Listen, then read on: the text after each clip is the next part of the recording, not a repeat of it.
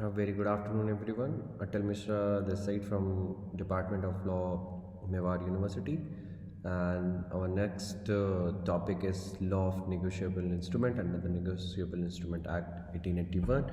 Again, this is the act which is enacted by the British Parliament before pre-independence legislation. Coming to the introduction, negotiable instrument governs the legal framework of the negotiable instrument in India. Its purpose is to facilitate the trade commerce by ensuring safe and efficient transactions through the guaranteed payment. Again, as definition is and covered in under the section 13, a negotiable instrument is a document guaranteeing the payment of a specific amount of money either on demand or at future date. As we all know, like certain transaction take place with a future consideration. The payment is not made directly or within the stability term. It has been made a promissory note, something bill of exchange or checks that is given to the receiver in a written form, and it can be it can be interchanged with the bills or promissory. It can be interchanged with the cash or any product in later time. So to facilitate the efficient transactions, such transaction efficiently, this negotiable instrument act was enacted. Again, legal significance, it promotes the reliability and convenience in commercial transactions. So it is completely efficient legal framework to address such issues where there is there is not an on-spot payments of any product or services. Those situations, this particular legislation protects the rights of the parties who are involved in such transactions. Against the first one is that is promissory note, a written promise by one person to pay a specific sum of money to another. So there are situations where a written statement, a promissory note is taken up by the person for a future payments. Again, bill of exchange, an order of for one person to another pay a specific sum of money to the third party. Again, checks, we are already aware about this particular term, which is bill of exchange drawn on the bank, payable on demand. So basically it is a bank transaction where we write, there is a checkbook where we write an amount which and that particular thing, the check has been handed over to the party to whom we are willing to make the payment on the behalf of our bank, pay that specific amount which we have mentioned in our check. Again, parties to the negotiable instrument. The first party is the drawer, the person who creates the instrument. Example, person issuing the check. The moment I am issuing a check to my friend, then I would be the drawer. The person directed to pay the amount is the bank on which the check has been drawn. So basically I'm holding an account of HDFC Bank, so I would be the drawer and drawee would be the HDFC Bank, and the person to whom the payment is to be made, if I'm willing to pay that particular amount to my friend, then my friend would be taken would be the pay, then holder, the person in the possession of the instrument who is entitled to receive and recover the payment. That is discussion in section 8. Then we have presentation of negotiable instrument. The first and proper presentation, the instrument must be presented in the prescribed manner for the payment.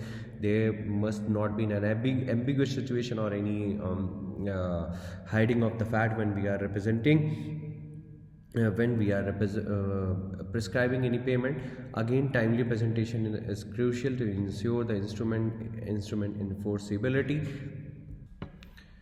Again, we have the timely presentation is crucial to ensure the instrument's enforceability. Then we have check presentation, that is discussed under the section 64, must be presented to the drawee bank within the reasonable time to avoid the liability.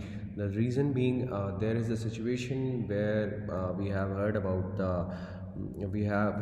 the situation where bouncing of the check. So here the situation arises when the payment amount is not drawn within the stipulated time. There can be the situation that there must be the bouncing of check. The effect of the delay, the failure to present in the time can discharge the party from the liability. That is discussed under the section 66 of the act. Moving further, negotiation of the negotiable instrument. The section 14, transfer of an instrument from one person to another to make the transferee the holder. The methods of the negotiation. The first one is endorsement, signing the back of the instrument to transfer the ownership. Then there is a delivery, that is discussed in the section 46, which talks about physical delivery of the instrument to the transferee. Then there are the type of the endorsement, that is discussed under section 50 to 52. The first one is the bank endorsement. Signer does not specify the endorsee, making it payable to the bearer. Then we have a special endorsement, specify the person to whom or to whose order the instrument is payable. Then we have dishonor of the negotiable instrument. Dishonor by the non-acceptance, 91, section 91, occurs when the bill of exchange is not accepted by the DROI. Dishonor by non-payment occurs when a negotiable instrument is not paid upon the presentation. Then notice of dishonor, the holder must notify the party liable in case of dishonor. The consequences here are allows the holders to initiate the legal action for the recovery. Then we have discharge of negotiable instrument. The first one is occur when the liability of parties instrument is settled. Second is methods of discharge of payment. Payment in due course of time. Section 10, full payment by the DROI discharge the instrument. Then there is a cancellation, intentional cancellation of the instrument by the holder, that is discussed under section 82B. And release, section 82C, the holder releases the maker drawer from the liability. Effect of discharge and the contractual obligations and liabilities of the parties involved.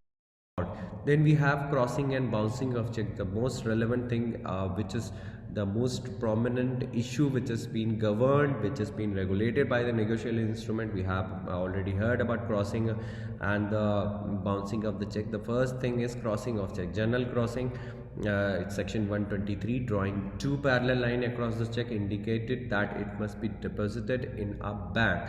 So we must have seen the checks with two line in the corner, that that is being done, that is an part of an indication which shows that the check would be deposited in the bank. Then there is a special crossing, is specified the bank to which the check must be presented.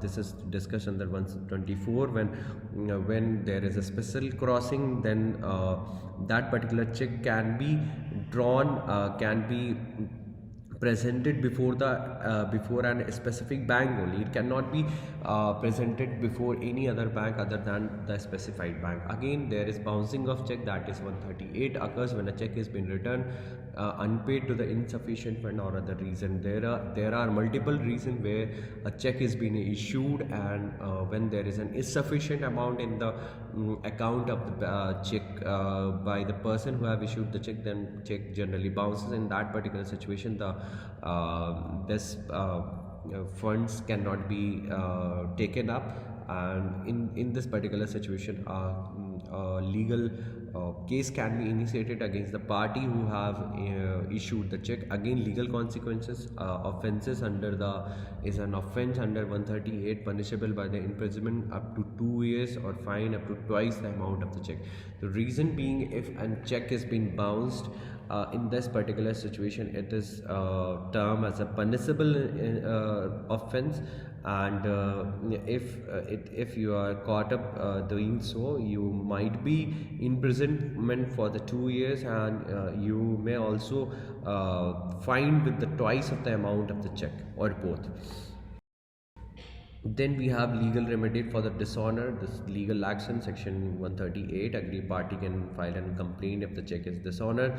Condition for action, the check must have been presented within the validity period. Again, they are the condition. If a check is being issued to you, then there are a specific time, that is 3 months. If you haven't drawn that particular check within the 3 months, and then you are initiating any legal action, that would not stand in the court of law, and the conditions must be fulfilled before you are reaching out for a legal remedy. Then we have notice of disorder. Dishonor must be sent to the drawer within the 30 days of receiving a member from the court, from the bank.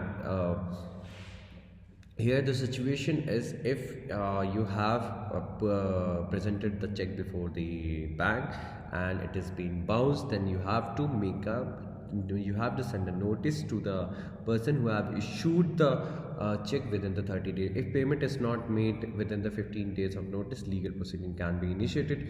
Then after 30 days, 15 days would be given to the person who have issued the check, and he have to make that particular payment within the 15 days. If it is not making that payment within a stipulated time, he would be you can directly initiate a legal proceeding in the court of law under the Negotiable Instrument Act. Then we have already discussed the penalty, that would be the 2 years of the imprisonment and the twice of the amount written in the check. So in conclusion, we are discussing the few case laws. First is Dalmia Cement versus Galaxy Traders 1998 case. In this case, the court elaborated the obligation of the drawers under section 138. The second example is MS Narayana Menon versus State of Kerala, clarification of the burden of proof of the check bounce cases. So these two are the most prominent judgment which has been given by the court of law in addressing the issues with respect to the negotiable instrument and bouncing of the check. That's all from my side. Thank you.